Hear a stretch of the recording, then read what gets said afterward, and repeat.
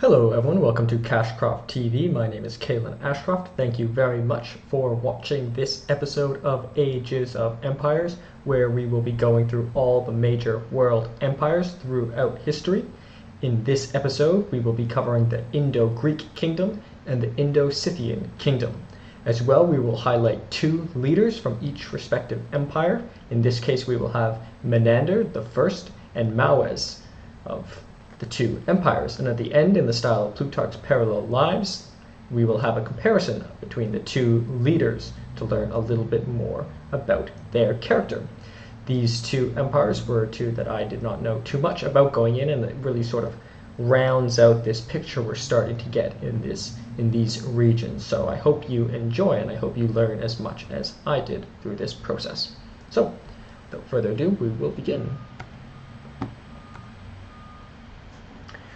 So the rise of the Indo-Greek kingdom. So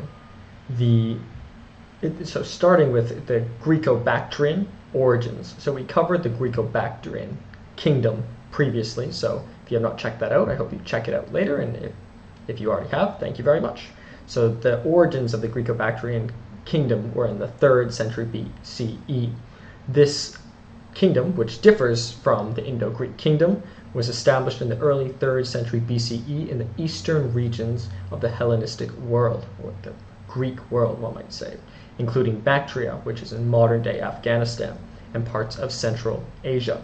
It was founded by Diodotus I, who declared independence from the Seleucid Empire. So we've covered already the Seleucid Empire, which was one of the successor states of Alexander the Great's empire. So after that, the eastern portion split off into the Greco-Bactrian kingdom, led by Diodotus I, and then we will later, the Indo-Greeks separated from that, as we shall see. So Demetrius I of Bactria. So we've actually highlighted Demetrius specifically in the Greco-Bactrian kingdom. He lived in circa 200 BCE.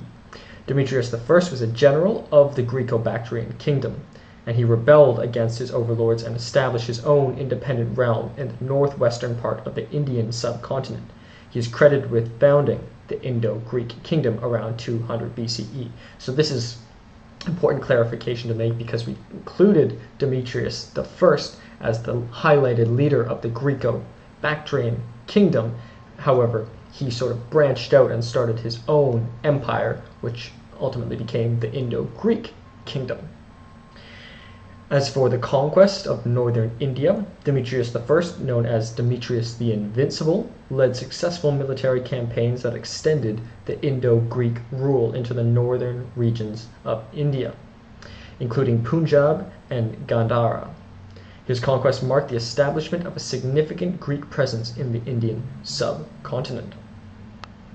Euthydemus II succeeded in the Greco-Bactria and he was of the Euthydemed dynasty, which was a rival of the Diodotid dynasty. So what happened was Demetrius went off and established this Indo-Greek kingdom. Euthydemus II continued ruling over the Greco-Bactrian kingdom and establishing the Euthydemed dynasty. So the Greco-Bactrian kingdom had both the Diodotid dynasty and the Euthydemed dynasty. And Pantaleon was perhaps the brother or the sub-king of Demetrius I, succeeded in the Indo-Greek Empire.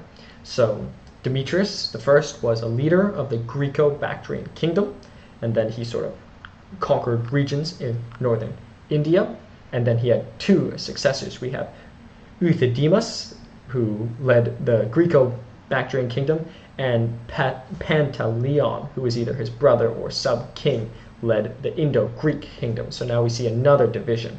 So we had the Greco-Bactrian kingdom split off from the Seleucid Empire, and the Indo-Greek split off from the Greco-Bactrian kingdom.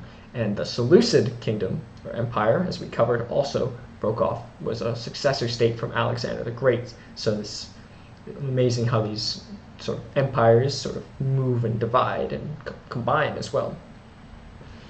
As for the Golden Age and cultural synthesis, starting with Menander I, who we'll cover in a specific biography from circa 165 to 130 BCE. Menander, the first, one of the most prominent Indo-Greek kings, expanded the kingdom's territories further into northern India. He is also known for his patronage of Buddhism and is sometimes referred as Milinda in Buddhist texts. The Milinda Panna is a famous dialogue attributed to him. So he sort of, despite having origins from the sort of Greek origins, he was also very favorable to the Indian culture, specifically Buddhism, and led to much of its expansion. As noted with previous leaders, Buddhism likely would have expanded on its own, but it's interesting to consider to what extent did individuals like Menander influence the spread of Buddhism. Impossible to guess, but it's a question to consider, and I'm considering myself. As for cultural synthesis, the Indo-Greek kingdom witnessed a unique fusion of Greek and Indian cultures. That's one of my guesses. It included Greek artistic styles, influenced local art, and Greek deities were often depicted alongside Indian ones. So a very interesting clash of two fascinating cultures. This cultural exchange extended to coinage, religious practices, and other aspects of daily life.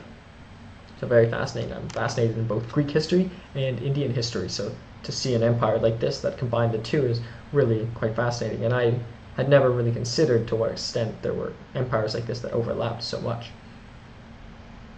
As for its decline and fall, however, starting with internal strife and dynastic disputes in the 1st century BCE, the Indo-Greek kingdom faced internal challenges, including dynastic disputes and power struggles among rival claimants to the throne. These conflicts weakened the stability of the kingdom. As for external pressures as well, in the 1st century BCE, the kingdom also faced external threats from nomadic groups like the Sakas and Parthians. We will cover both of those soon. Parthians in a separate episode, but the Sakas are to some extent covered in our next, in this episode, in our next empire, as well as incursions by the Uezi, or Uegi. These incursions put further strain on the already weakened Indo-Greek state. As for fragmentation and dissolution in the 1st century CE, Common Era, by the 1st century Common Era, the Indo-Greek kingdom had fragmented into smaller independent kingdoms and principalities. The last known Indo-Greek king, Strato II, ruled in the Punjab region around the 10th century CE, Common Era, or Christian Era as some call it. The exact circumstances of the kingdom's final dissolution remain unclear. So in War and Peace by Tolstoy, he talks much about momentum in the epilogues, how sort of he used it analogous to a billiard ball that sort of was passing through Europe, Napoleon, and then ultimately hit something, and then sort of the momentum changed. And I kind of see this, that after Alexander the Great's momentum of combining, it seems like things kept dividing and kept dividing, kept dividing. Of course, there were leaders over time who fought against this, not decline, pardon me, fragmenting over time. There were leaders who went contrary to this general trend, but fragmentation seemed to be the general course of events in this period after the legacy of Alexander the Great. Over long spans of time, of course, there were many great leaders who unified and conquered within this and went contrary to this trend. As for the legacy, the Indo-Greek kingdom's legacy lies in its role as the cultural bridge between the Hellenistic world and ancient India. The interactions between Greek and Indian cultures influenced art, architecture, coinage, and religious practices in the region. Some of the coins minted by Indo-Greek rulers are highly prized by collectors and considered important artifacts in ancient history. Someday, as this is something I'm passionate about, someday I'd like to own some of these coins myself, but we'll see. A long way to go in terms of my aspirations. But I'd like to be a collector someday. So as for a biography of Menander the First of the Indo-Greek kingdom, circa 165 to 130 BCE, to learn a little bit more detail about this empire through a specific individual. Menander the First, also known as Milinda in Buddhist texts, was one of the most prominent rulers of the Indo-Greek kingdom. His reign marked a significant period of expansion and cultural exchange between Greek and Indian civilizations. He was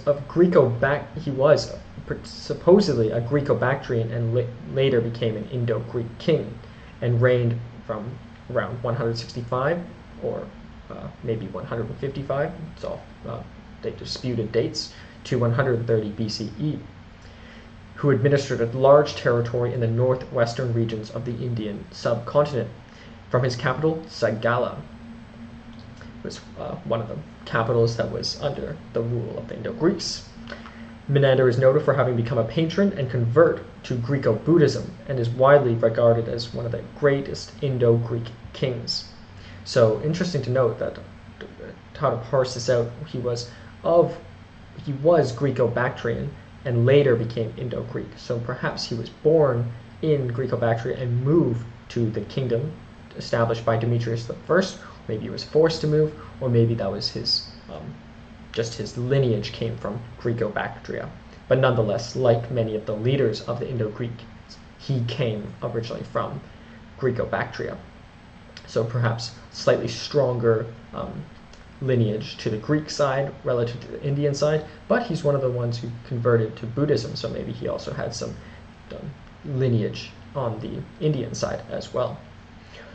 As for his early life and ascension, Menander I is believed to have been born around 165 BCE, as mentioned, but some say he's also born in 155 BCE. Let's give him maybe the benefit of the doubt, maybe say let's give him the earlier date. That's how I would err, though details about his early life and background are scarce. He is thought to have ascended to the throne after the death of his predecessor, Demetrius II. Menander was born into a Greek family in a village called Kalassi, adjacent to Alexandria of the Caucasus, one of the capitals as well of the Greco-Bactrian, or the Indo-Greek kingdom, which is present-day Bagram, Afghanistan. Although another source says he was born near Sagala, modern Sialkot, in Punjab, Pakistan. His territories covered Bactria, modern-day Balkh province, and extended to India, modern-day regions of Khyber Pakhtunkhwa, pardon me for my pronunciation. I'll try my best, and I'm never perfect, but I hope I'm getting these ideas and maybe put the and the greater Punjab region nonetheless. Khyber Pakhtunkhwa.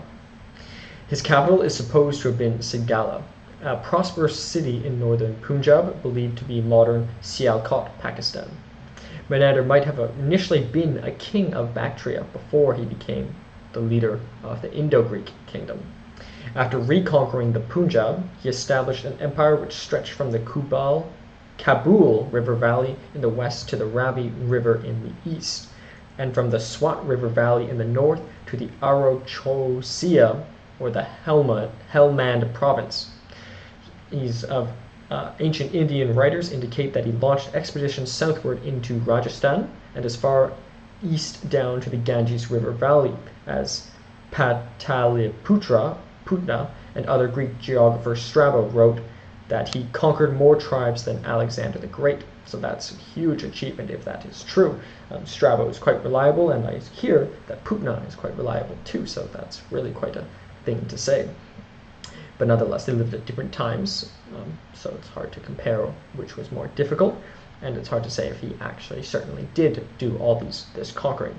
Rajasthan is a place I've been fortunate to visit, Udaipur, Jaipur as well, so these are some areas that I have been to, which I've been fortunate to, but I'd like to go to this region very much again and see the rest of other parts of India, Pakistan. I've never been to Pakistan, and Afghanistan I've never been to certainly, but I'd like to.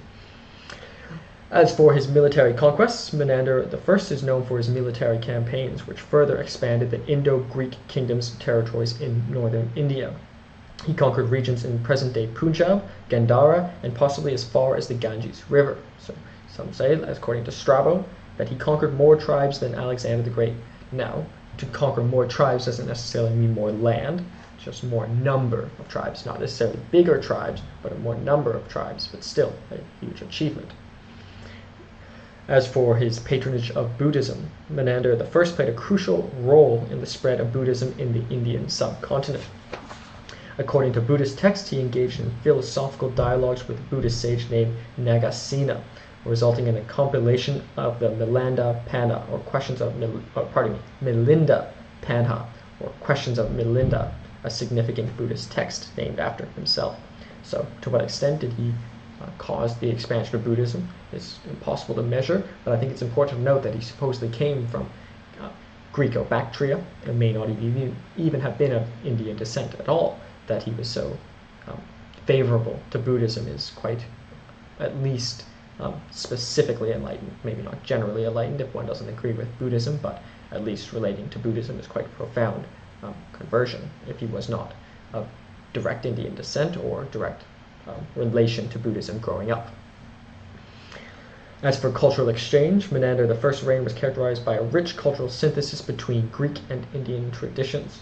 Greek artistic styles influenced local art, and Greek deities were often depicted alongside Indian ones.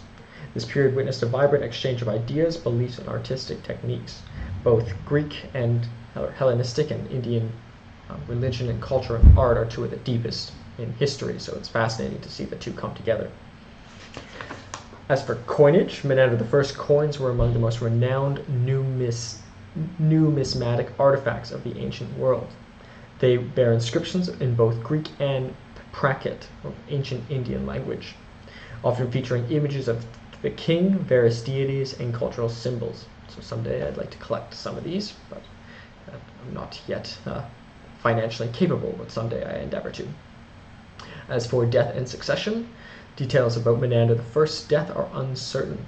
Some sources suggest he may have died in battle, while others propose natural causes.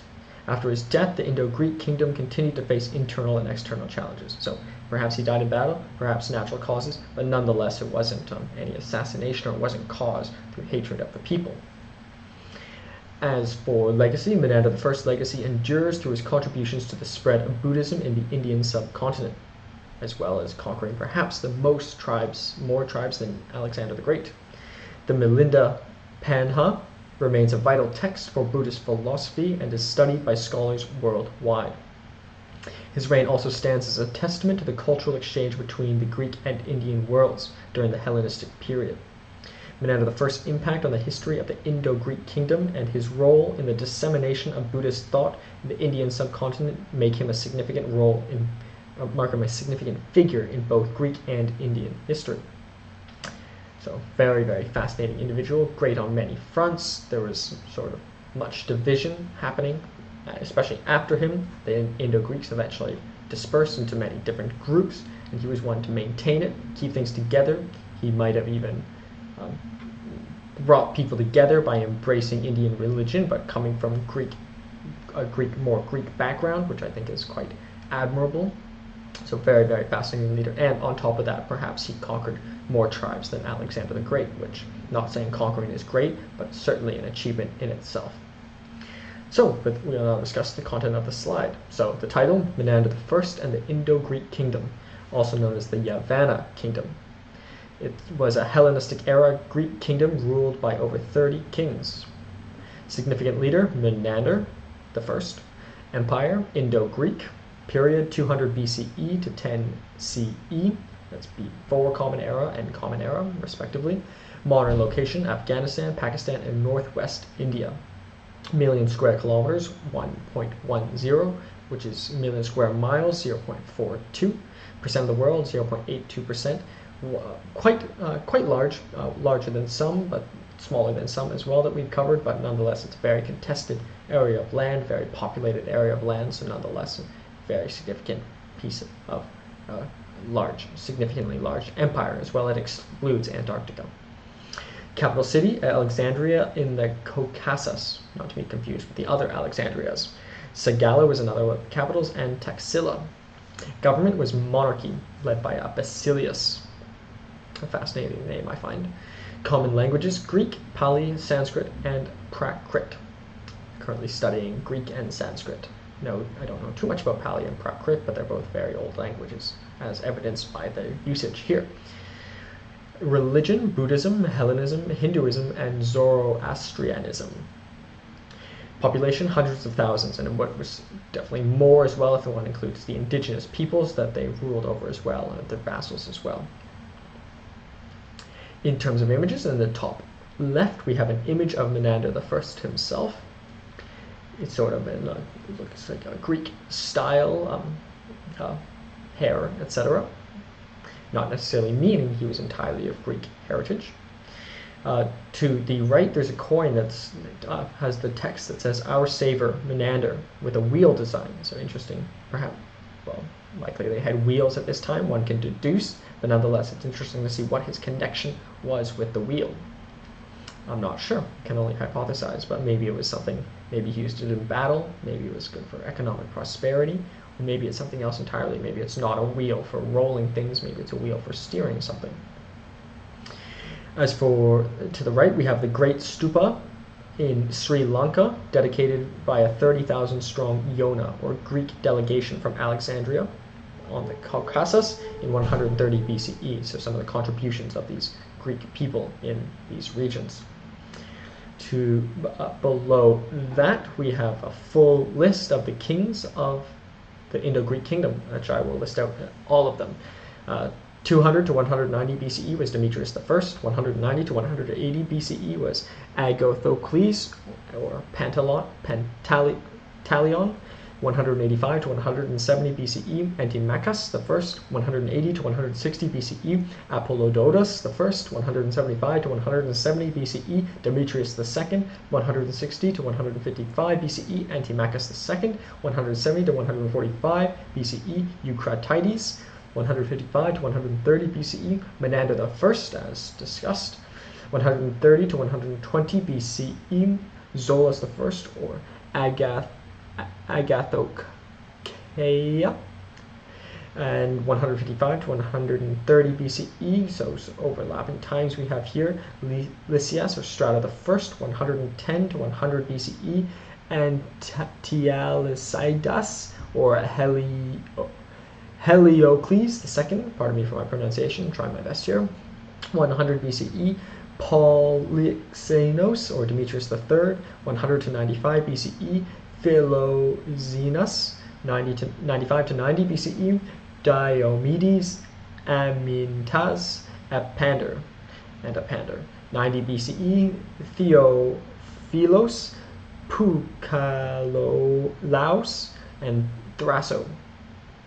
90 to 85 BCE, Nicias, Menander II, and Artemidoros. 90 to 70 BCE, Hermeias and Archebius. 75 to 70 BCE, Telephos and Apollodotus II. 65 to 55 BCE, Hippostratus and Dionysios.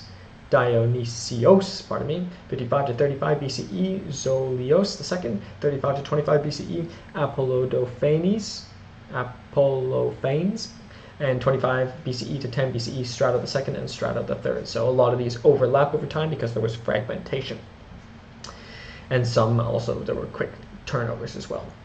Below that and to the left, we have an image of Demetrius I, who we have a specific biography in the Greco-Bactrian Empire episode, which I hope you check out, but nonetheless he was also the founder of the Indo-Greeks, so important to include here. Pardon me, the image is small. To the right we have a coin of Artemidoros, one of the kings of Indo-Greece. To the right and above we have King Hippostratus on a horse, and that's circa 100 BCE on a coin, which is showing very heroic usage of a horse. Below that we have an inscription saying Yavana, which was also another name for the Indo-Greek kingdom. Hegemony, Greeks ruled over Mathura as late as the 60th century BCE, so evidence that they ruled over this region, Mathura, which we can see on the map, which we will discuss soon. Apollodotus I, who lived from 180 to 160 BCE, was the first king who ruled in the subcontinent only. Thereupon, proper Indo-Greek kingdom, Apollodotus II. So as we can see, it sort of shifted to be the first king to rule in the subcontinent only, moving away from perhaps those such as the former Greco-Bactrian Empire or kingdom. Above that, we have it was preceded by the Greco-Bactrian kingdom, or more or less split off from, or was a descendant of, and the Maurya Empire, which we covered in the Magadha episode. To the right, we have succeeded by the Indo-Scythians, which we will cover very shortly, and the Indo-Parthians, which we will also cover, at least. Parthians, maybe we'll have a dedicated episode to the Indo-Parthians as well. That is, we will see. And above that, we have the map. This is during at 150 BCE, which is perhaps one of the larger territorial expanse, but as mentioned, they also, for a time, covered over Mathura. But as mentioned, there was a time when they moved away, so they were only in the Indian subcontinent. So maybe this was the largest territorial expanse, or maybe it was larger when it was in the Indian subcontinent. But this is probably the most famous map. As we can see, for a time it did include Bactria. And as we can see, sort of the region, very large region and very populated and important region. So that is Menander I and the Indo-Greek kingdom, and we'll discuss the leader a bit more in the comparison at the end. Pardon me. So the rise and fall of the Indo-Scythian kingdom, starting from 150 BCE to the perhaps even 400 CE. Take note of the we'll discuss the map later, pardon me. So the Indo-Scythian kingdom was a nomadic empire that emerged in the northwestern regions of the Indian subcontinent, following the decline of the Indo-Greek kingdom. So that empire we just discussed. So following the slow decline of the Indo-Greek kingdom came the Indo-Scythian kingdom. The rulers of this kingdom were of Scythian origin and Iranian-speaking nomadic people from Central Asia. We have covered the Scythians previously, and I hope you endeavor to check it out if you have not already. If you have already, thank you very much. The Indo-Greek kingdom and the Indo-Scythian kingdom were distinct kingdoms. They were distinct political entities that existed in roughly the same geographical region, parts of present-day Afghanistan, Pakistan, and northern India, during overlapping periods of time in ancient history. The Indo-Greek kingdom was a Hellenistic state, so this is comparing the empire kingdom we just covered, was a Hellenistic state established by Greek descendants of Alexander the Great's army. We had the Seleucid Empire, and then we had the Indo-Bactrian Empire, and then we had the Indo-Greek kingdom, and then the Indo-Scythians ultimately after. But the Indo-Scythians sort of have a slightly different ultimate heritage. The Indo-Greek kingdom ruled over parts of the Indian subcontinent from around the 2nd century BCE to the 1st century CE, as covered in the previous part of this episode. But if you're just watching the Indo-Scythian kingdom, giving out a little backstory here. The Indo-Scythian kingdom, on the other hand, was ruled by Scythian nomads who originated from the Central Asian steppes. They established their kingdom in parts of the same regions and coexisted with the Indo-Greek kingdoms, also from around the 2nd century BCE to the 1st century CE, but they're two distinct kingdoms, as we noted. While both kingdoms interacted with the Indian subcontinent and shared certain cultural influences, they were distinct political and cultural entities with their own unique characteristics, origins, and ruling elites. A little backstory and connecting it, so the overlap between the Indo-Greek kingdom and the Indo-Scythian kingdom. So now, specifically on the Indo-Scythian kingdom. So the rise of the Indo-Scythian kingdom around the 1st century BCE, or even further back, 150 BCE. Starting with Scythian invasions. The Scythians were a confederation of nomadic tribes that originated in Central Asia. In the 2nd century BCE, they began to migrate westward, eventually reaching the regions of Bactria, modern-day Afghanistan, and northern India. For the conquest of Bactria, the Scythians, also known as the Sakas, as previously discussed and referenced in the Greco-Bactrian, and even also the Indo-Greek episodes, and they gradually overtook the remnants of the Greco-Bactrian kingdom, establishing their dominance in the region.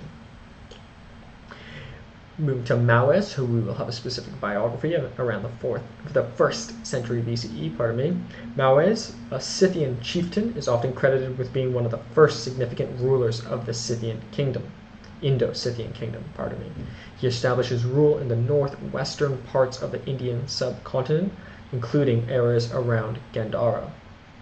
As for expansion and cultural synthesis, Azilices, 1st century BCE, Azilices succeeded Mawes and continued the expansion of the Indo-Scythian empire, or kingdom. He extended his rule into the regions of Punjab and beyond. For cultural fusion, the Indo-Scythians adopted elements of both Scythian and Indian cultures. This resulted in a unique synthesis of artistic styles, religious practices, and coinage. As for decline and fragmentation around the 1st century CE, sort of internal conflicts. The Indo-Scythian kingdoms faced internal conflicts, including dynastic disputes and power struggles among rival claimants to the throne. As covered in previous nomadic societies, they often could rule over large swaths of land, but there were often rival claims. There's obviously often a dominant chief, like Muez, and Azilices, but nonetheless, it's hard to maintain the dominant chief without some sort of connection to God, as with the Egyptians, or definitive king or basileus, like our absolute monarch role. These internal divisions weakened the unity of the kingdom. As for Saka satraps and decline, the Indo-Scythian realm eventually fragmented into smaller entities ruled by various Saka or Scythian chieftains known as satraps. These satrapies became semi-autonomous and in some cases even asserted their independence, so sort of further fragmentation. But they came from a fragmented people before, so unlike perhaps those of the Greek origins who came from a unified, even all the way back from Macedon, a unified people, to fragmentations, the Indo-Scythian history, or the Scythian portion, came from fragmentation to amalgamation and back to fragmentation, but incorporating Indian elements throughout this history. As for the end of the Indo-Scythian kingdom in the 1st century CE, but slowly extending out into the 1st century CE, or the 4th century CE, with the Kushan invasion. The Kushan Empire, another Central Asian power, began to rise in the 1st century CE Common Era, around 20 Common Era specifically. The Kushans, under Kujulu Kadphises, conquered parts of the Indo-Scythian kingdom, leading to its further fragmentation and eventual dissolution. As for the legacy, the Indo-Scythian kingdom's legacy lies in its cultural contributions and interactions between Central Asian, Iranian, and Indian cultures. The artifacts and coins from this period provide valuable insights into the historical and artistic developments of the regions. Thus, the Indo-Scythian kingdom represented a phase of nomadic rule in the northwestern regions of the Indian subcontinent. It played a significant role in the cultural exchange between Central Asian and Indian civilization, leaving behind a rich archaeological and numismatic legacy. The kingdom's decline paved the way for the rise of other powers in the region, including the Kushans, whom we will cover as well. So, very fascinating people. It's sort of interesting to see that India today has so many different dialects, many different distinct groups. Part of this legacy dates back to these early eras where there was Greek influences coming in, Scythian, nomadic people from Central Asian influences. So there were, even at this time, other influences, and maybe these influences sort of can still be felt in some of the nuances between different Indian groups today. A hypothesis I present. As for specific biography of a key leader, Mawes, a prominent leader of the Indo-Scythian kingdom. So Mawes was a significant ruler of the Indo-Scythian kingdom, known for his military conquests and for establishing Scythian dominance in northwestern regions of the Indian subcontinent. Mawes' name, primarily attested from coins, appear under the Gandhari form Moa and ancient Greek form Mawes, both of which are variants of the same Scythian Saka language name Mava, meaning tiger, and hero. So, very fascinating name. Tiger is very revered, at least in modern times in India.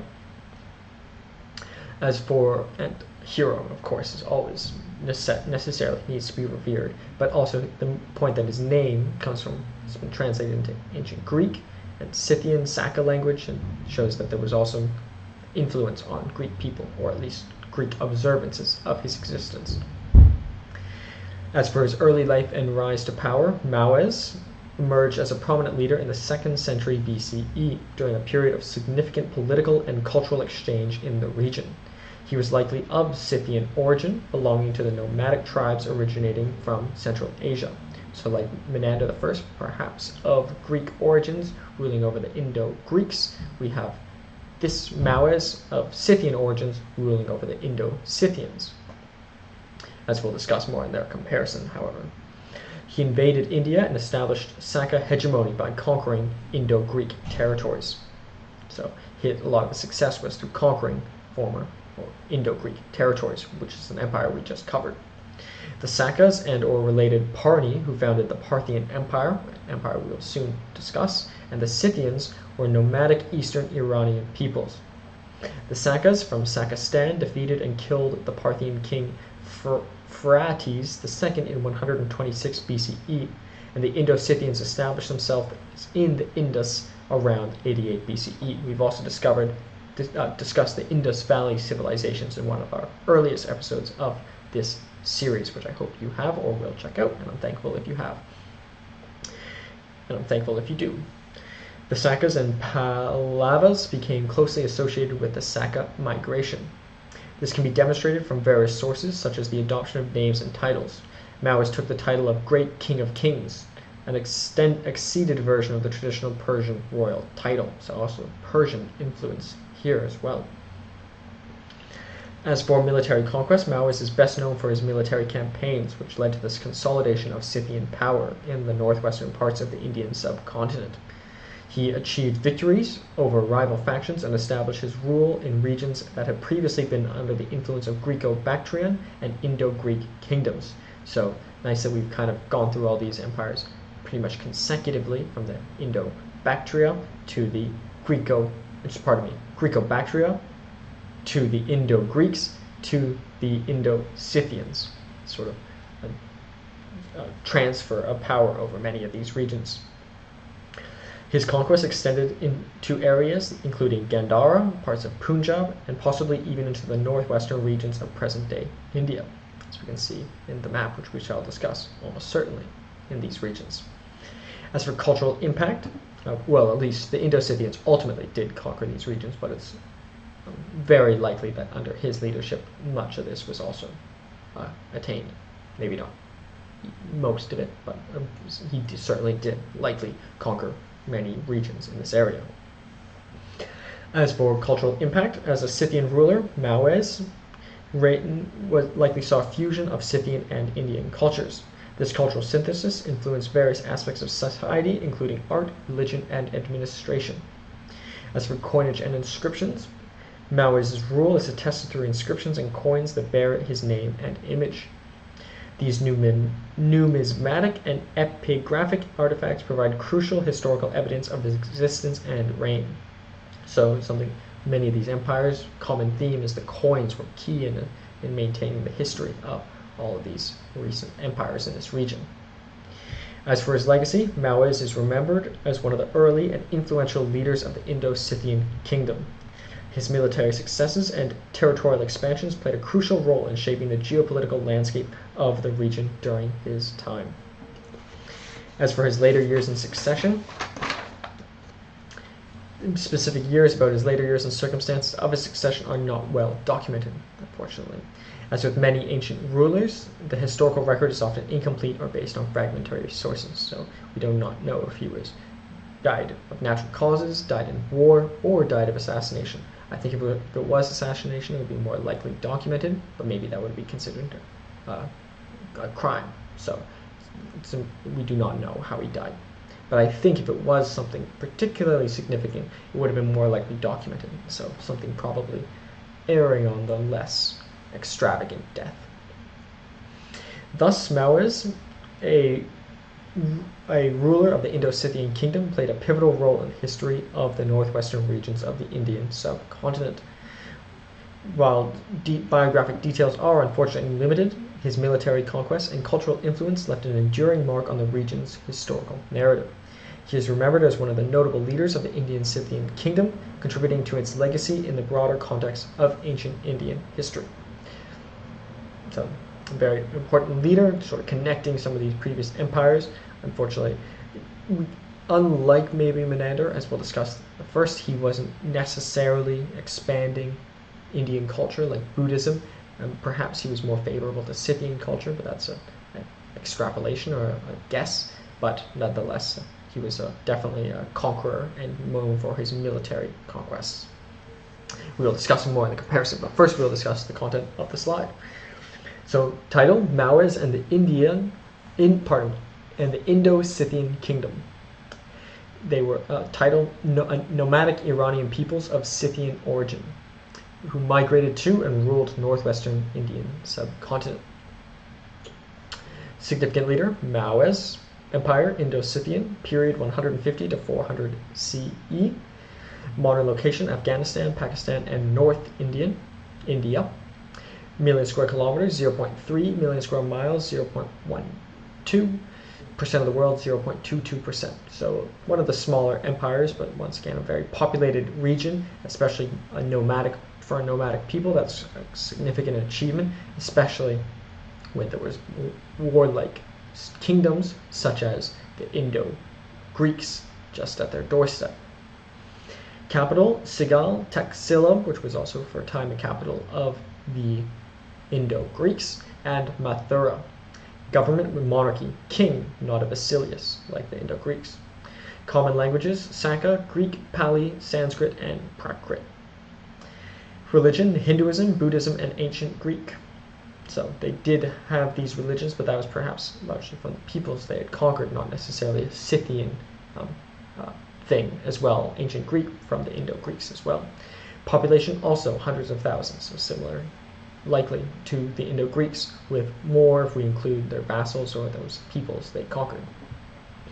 As for images, in the top left we have an image of Maoes on a horse. It looks like the horse has some sort of armor, almost even looks like a unicorn, but I think it's some sort of decoration. To the right we have an image of an orlet plaque depicting a Scythian soldier after a defeat. You can see already art is developing. You can see the sadness in his face. To the right we have a image, that is the orlet plaque depicting a Scythian soldier. To the left is a Saka warrior who is defeated by an enemy UAZ. So as mentioned, a defeated soldier, a Saka warrior. To the right is the orlet plaque depicting a Scythian soldier. Still very detailed, and likely we can see like the armor that they call very quite elegant looked in terms of dress, and lightweight too, depending on what that material is. Below that we have a coin of Maoes depicting Balarma, who is a Hindu god. So pardon me for not saying he was promoting Hindu religion, or I said he was not promoting Buddhism specifically, but he did promote to some extent Hindu religion or embrace it by putting it on his coins. But maybe that was to please the people, but what his motive was doesn't have any effect on what the ultimate outcome was. To the right we have a Bimaran casket representing the Buddha surrounded by, that's far in the bottom right, I'll get there. To the right we have a toilet tray of the type found in early Saka. A toilet tray not necessarily used for going to the toilet, but used for, I guess, beautifying. Below that we have a coin of the Indo-Scythian king Aziz. To the right of that we have a Scythian devotee, quite a beautiful looking image, just seeing their sort of the emotion on their face is quite detailed. Now in the bottom right is very fascinating. This is the Bimaran casket representing the Buddha surrounded by Brahma, God, on the left, and Sakra on the right, and it was found inside a stupa, which was a mound-like meditation place, and it was filled with Aziz coins. So filled with one of the king's coins, covered in Buddhist gods, such as Buddha himself, as well as Brahma on the left and Sakra on the right. Sakra is one of the Scythian gods, so showing the merge of the two religions, the Indian culture and the Scythian religion combined, Indian religion such as Buddhism and the Scythian religion such as Sakra, and as well the vessel itself is filled with coins of Aziz, the king. So it's just very fascinating combination, evidence of the merger of cultures. Above that we have a little bit of preceded by the Greco-Bactrian kingdom, and the Indo-Greek kingdom, as well as the Maurya Empire, which we covered in the Magda episode. And we've also covered the Indo-Greek kingdom in the previous part of this episode and the Greco-Bactrian kingdom in the previous episode. So I hope you have endeavored and will check out. And I hope you check out the Megiddo episode too. It was succeeded by the Kushan Empire, the Sassanid Empire, and Indo-Parthians, and the Tarajas Gupta Empire. We'll either specifically or indirectly discuss all these empires soon. And at the top right we have a map, as we can see the huge area of land which they ruled over, only 0.3%, but nonetheless it's very contested areas. They had to, from a nomadic people, to battle against the Greco-Bactrians, or the Indo-Greek kingdom's achievement. And very fascinating region. And also I hope you check out the Indus Valley civilization, which is the first episode on ancient Indian civilizations we have. So now we will discuss the two leaders a bit more in the style of Plutarch's parallel lives. As mentioned, sometimes the leaders come perfect. They're perfectly similar, sometimes they're perfectly opposite in Plutarch's lives, and sometimes it's forced comparisons, but nonetheless by forcing ourselves to consider them in contrast, we can learn a little bit more about their individuality. At least I believe, and Plutarch believed. So Menander I of the Indo-Greek kingdom and Mawes of the Indo-Scythian kingdom. They're starting with their background and origin. Menander I was an Indo-Greek king who ruled in the 2nd century BCE. He hailed from the Greek cultural sphere and was part of the Seleucid Empire's legacy in the Indian subcontinent. As for Mawes was a prominent leader in the Indo-Scythian kingdom in the 2nd century BCE.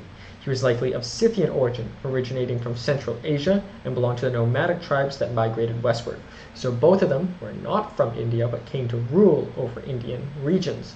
One being from Greek descent, even from Alexander's legacy, or then to the Seleucid Empire, then to the Greco-Bactrians, then to the Indo-Greeks, whereas Mawes came from a nomadic Scythian people.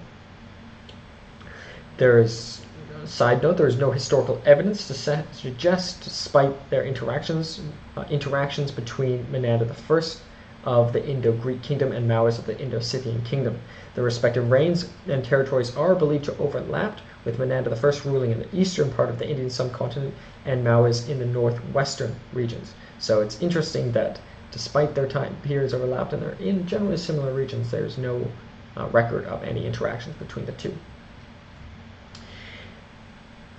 Except for the fact that Mawes did conquer some Indo-Greek territories, but I mean the two individuals specifically. As for their military achievements, Menander I was known for his extensive military campaigns, which resulted in significant territorial expansions in northern India. His conquests extended into regions like Punjab and Gandhara. As for Mawes was a significant ruler in the Indo-Scythian kingdom, known for his military conquests and for establishing Scythian dominance in the northwestern regions of the Indian subcontinent. Mawes' name, primarily attested from coins, appears as Gandhara and form Moa in the ancient Greek meaning Mawes, both of which are variants of the Scythian Saka language meaning Mava, or meaning tiger or hero, previously mentioned. As for their early life and rise to power, Mawes emerged as a prominent leader in the 2nd century BCE during a period of significant political and cultural exchange in the region. He was likely of Scythian origin, belonging to nomadic tribes originating from Central Asia. And continuing on their military successes, Mawes is best known for his military successes, which led to the consolidation of Scythian power in the northwestern Indian continent. He established his rule in areas that had previously been under the influence of Greco-Bactrian and Indo-Greek kingdoms. So it's impossible to say who was the better conqueror of the two, or at least I will not weigh on this. Perhaps you might have an observation, and I'd be grateful to hear what you might think. Who would have won in a battle between Menander I and Mawes? Mawes did conquer some Indo-Greek territory, but Menander I, according to Strabo, conquered more tribes than Alexander the Great. So possible to say, but tribes might be a little easier to conquer than a kingdom. As for their cultural impact, Menander I is known for his patronage of Buddhism and his role in spreading Buddhist teachings in the region. Under his rule, there was a significant cultural exchange between Greek and Indian traditions, influencing art, coinage, and religious practices. Mao's reign likely saw a fusion of Scythian and Indian cultures. This cultural synthesis influenced various aspects of society, including art, religion, and administration. The Indo-Scythian kingdom represented a phase of nomadic rule that contributed to the historical narrative of the northwestern regions of the Indian subcontinent. So both of them sort of merged Indian culture into Greek and Scythian culture, respectively. Menander I is a little bit more known for expanding Buddhism, whereas Maoist is known for appreciating at least Hinduism, and some of his successors and predecessors also embraced Buddhism as well. But maybe there's evidence that Menander himself was a Buddhist, whereas Maoist might have been doing it to appease the peoples he was conquering in India. But that's maybe he was a devout Hindu or Buddhist as well. But that's not documented, as it is for Menander I, who definitively was a Buddhist and spread it, despite not being born into it. As for historical documentation, Menander I's reign is relatively well documented through historical records, numismatic evidence, and Buddhist texts like the Milinda Panha. So, important evidence of him. Maoist's historical record is less extensive compared to Menander I. Information about his reign primarily comes from inscriptions of numismatic artifacts. So maybe there was many great things that Maoist did, maybe greater than Menander, but it wasn't documented. But maybe if it was great, maybe it would have been documented in the first place. So take what you will with that evidence. As for legacy, Menander I's legacy endures through his contributions to the spread of Buddhism in the Indian subcontinent. The Milinda Panha remains a vital text for Buddhist philosophy. His reign played a significant role in shaping the cultural landscape of the region. As for Maoist is remembered as one of the early and influential leaders of the Indo-Scythian kingdom. His military successes and territorial expansions played a crucial role in shaping the geopolitical landscape of the region during his time. He contributed to the historical narrative for the northwestern region of the Indian subcontinent. So both very key leaders in their respective empires, undoubtedly. Thus, Menander I and Maoist were both significant leaders of their respective kingdoms, the Indo-Greek and Indo-Scythian in the 2nd century BCE. While Menander I's reign is well documented, with a focus on Buddhism and cultural exchange, Maoist is known for his military conquests and contributions to the Indo-Scythian history. That's not to say Menander I wasn't a great military conqueror as well, however. Both leaders played crucial roles in shaping the historical and cultural landscapes of the northwestern regions of the Indian subcontinent. So, contemporaries, both great conquerors, both appreciative to the peoples they were conquering in India, never seemed to interact, which is fascinating. And if it matters for anything, both their names start with an M. So, that is Menander I of the Indo-Greek kingdom and Maoist of the Indo-Scythian kingdom. I hope you enjoyed as much as I did. I learned a lot about these two empires, also the general development in the region. And thank you very much for your support, and I hope you continue to do so. My name is Kalen Ashcroft. This is CashcroftTV and an episode of Ages of Empires, plural. Thank you very much.